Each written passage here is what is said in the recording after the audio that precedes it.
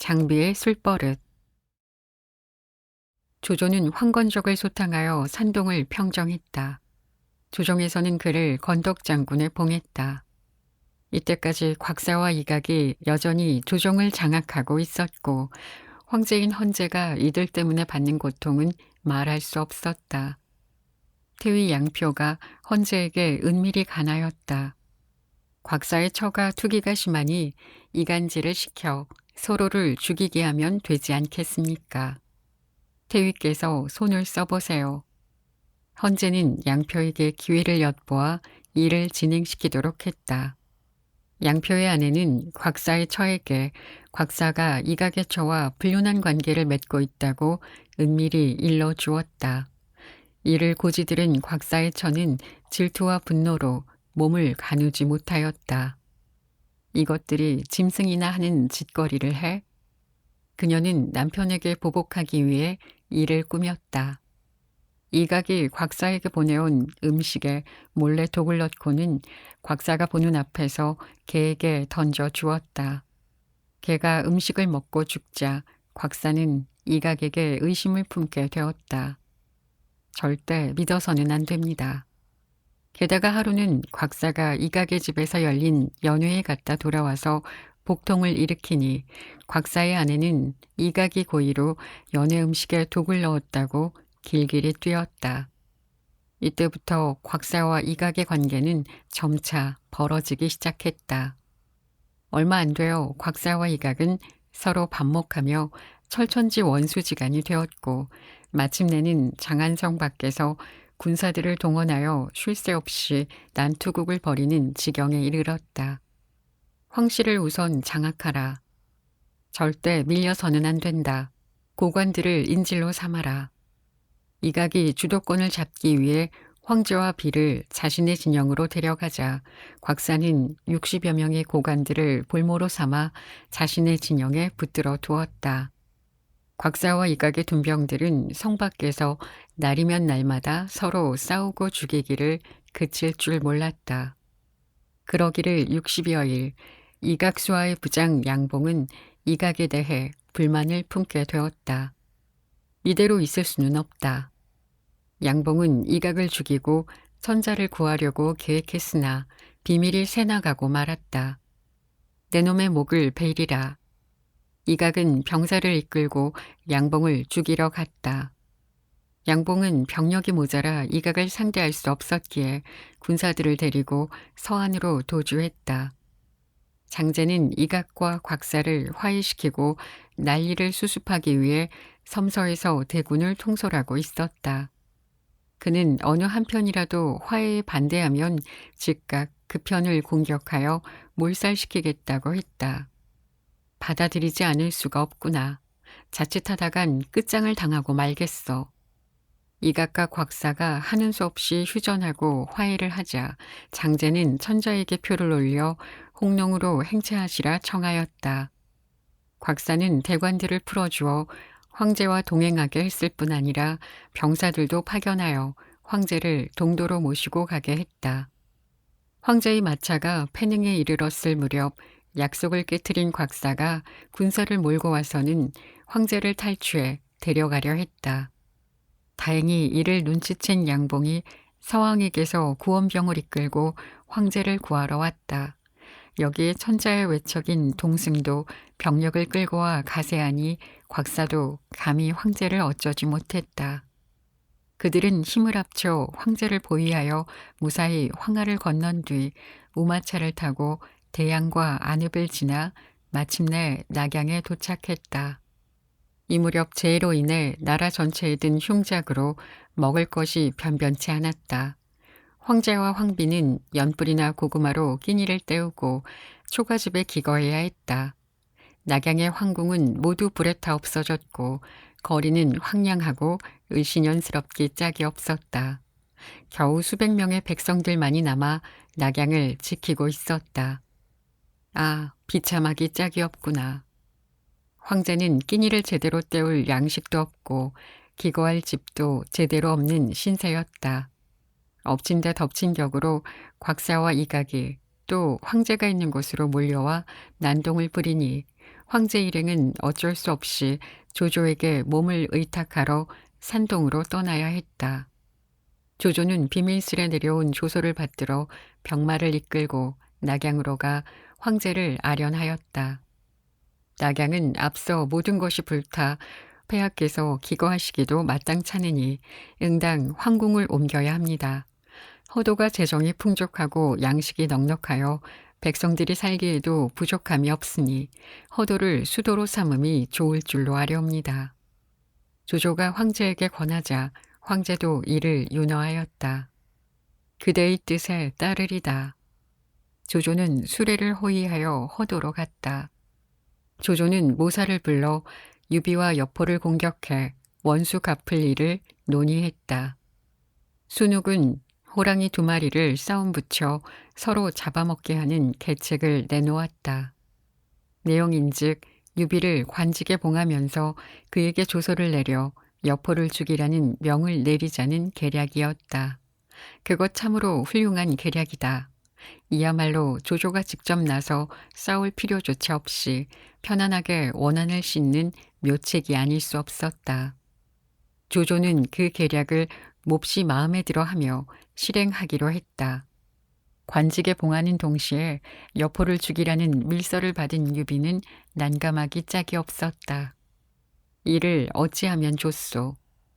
그는 무사람들을 불러 이 일을 터놓으며 상의했다.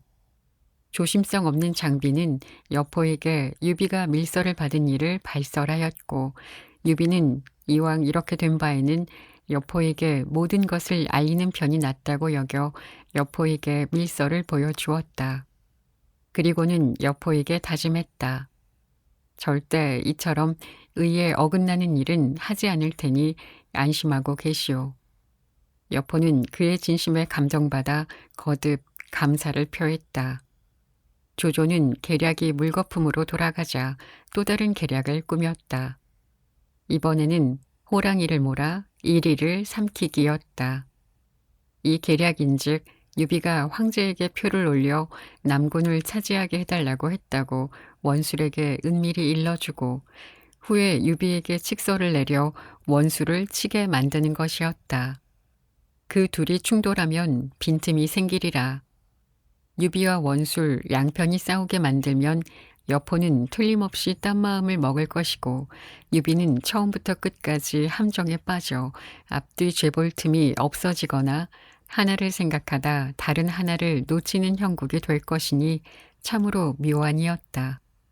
유비는 명을 받고 이것도 조조가 꾸민 간교임이 분명하다고 느꼈다.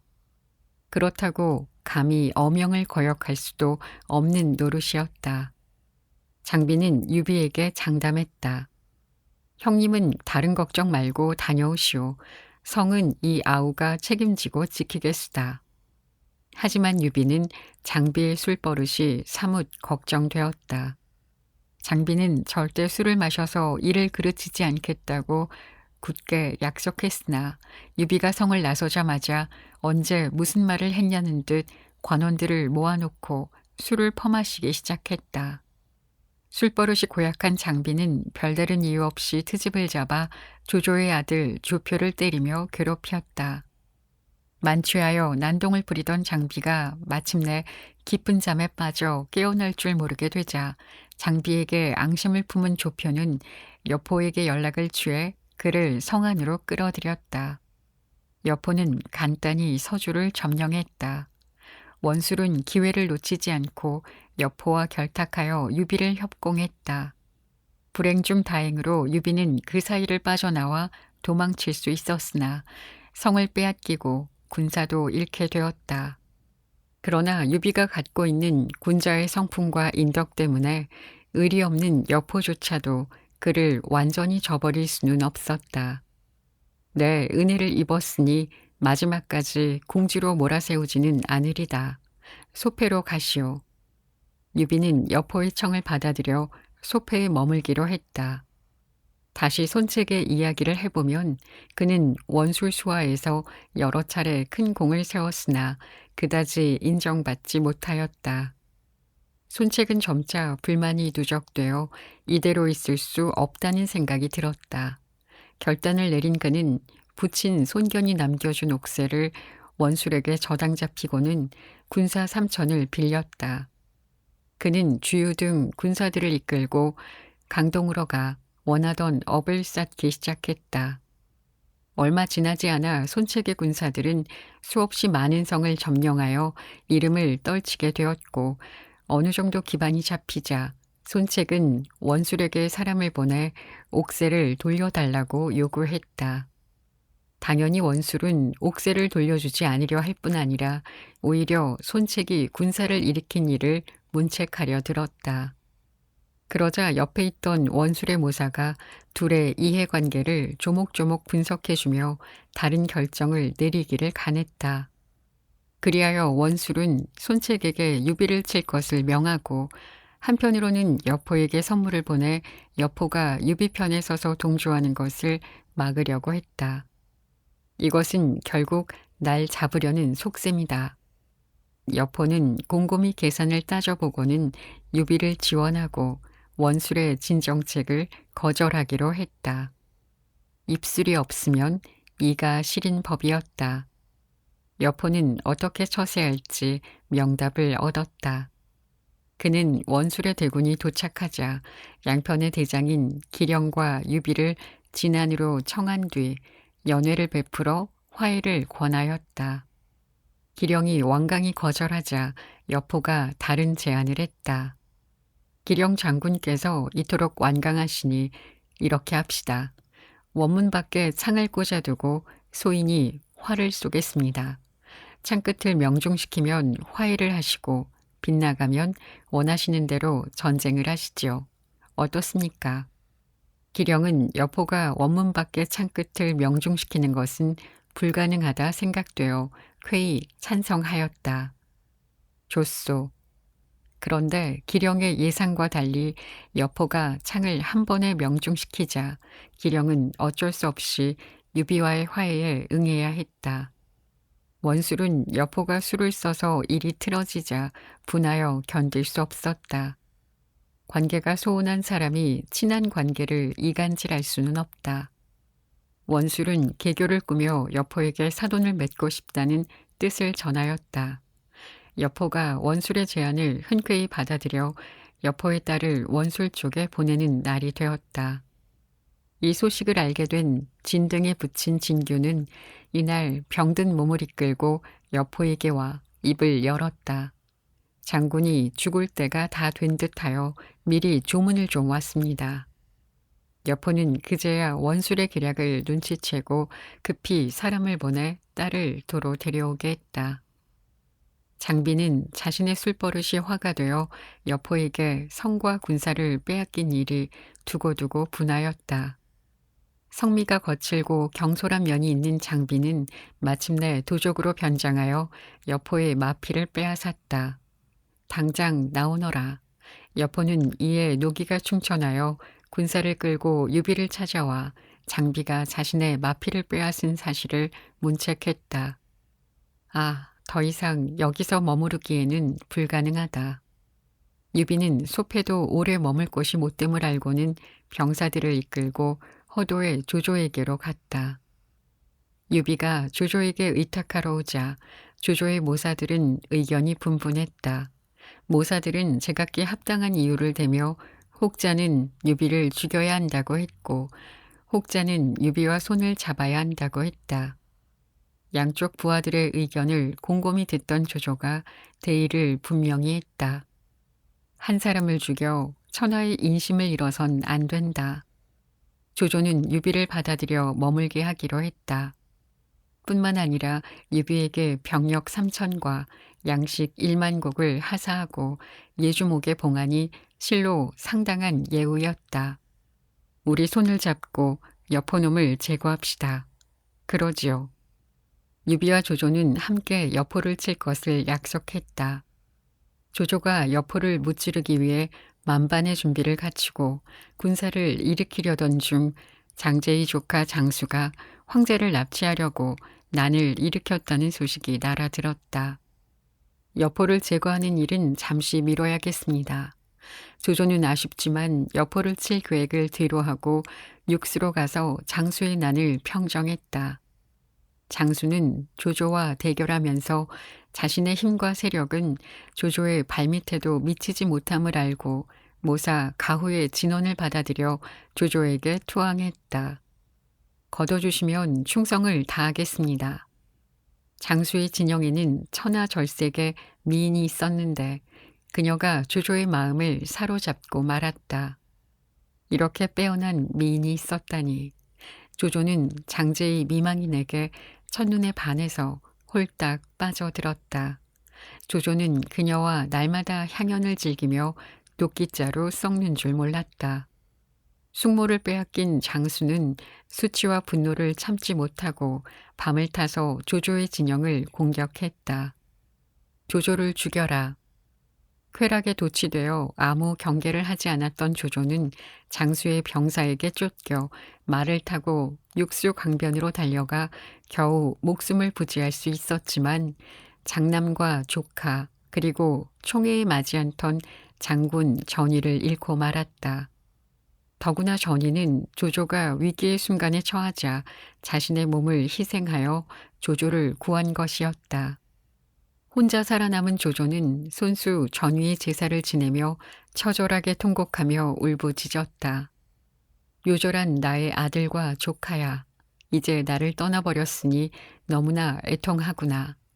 전위여, 난 이제 혼자 통곡하며 자네를 그리네. 조조의 흐느낌은 멈출 줄 몰랐다. 후에도 조조는 육수를 지날 때면 전의를 생각하며 얼굴을 가리고 흐느껴 울었다. 그를 따르던 부하 장수들 역시 눈물을 흘렸다. 처음 만난 세 사람이 하룻밤새 이야기를 나누고 형제가 되기로 합니다. 삼국지의 첫 부분에 등장하는 도원결이죠. 유비, 관우, 장비가 이렇게 형제가 되었습니다. 그런데 아무리 생각해도 참 이해가 되지 않습니다. 삼국지에 보면 이렇게 의형제를 맺거나 양자가 되거나 하는 경우가 많은데 대체 어떻게 하룻밤 만에 그 사람을 알고 형제가 되기로 결심할 수 있었을까? 특히나 장비 같은 경우는 유비나 관우와는 꽤 다른 성격의 사람이고 그런 장비의 특징들이 그 하룻밤이라도 다 드러났을 건데 어떻게 유비와 관우는 장비를 받아들일 수 있었을까요? 물론 사람을 좋아하고 가깝게 지낼 때 꼭 자신과 성향이 비슷한 사람만을 선택하지 않을 수도 있습니다. 자신과는 다른 면에 끌리기도 하고 그런 부분이 매력적으로 보이기도 하죠. 하지만 그렇게 보기에도 장비는 참 문제가 많은 사람임이 틀림없습니다. 그렇다면 유비는 왜 장비를 내치지 않고 곁에 두었을까요? 장비가 누구보다 뛰어난 장수여서라고 생각할 수도 있겠지만 사실 삼국지 내용에서 보여준 장비의 모습은 그렇게 월등한 능력자의 모습도 아니었습니다. 다만 장비는 성질이 불같긴 해도 유비와 관우에 대한 믿음과 충성심이 매우 높은 인물이었고 무엇보다 성인 군자 같은 유비와 관우가 하지 못하는 것들을 해내는 면이 있었죠. 이들이 예를 차리느라 차마 속마음대로 하지 못할 때 장비가 나서서 쓴소리도 하고 막말도 하고 욕도 하고 행패도 부리며 어쩌면 유비와 관우의 가려운 부분을 긁어준 게 아닐까요? 여러분들은 어떻게 생각하시나요? 지금까지 책방차차 달콤 엘리였습니다. 감사합니다.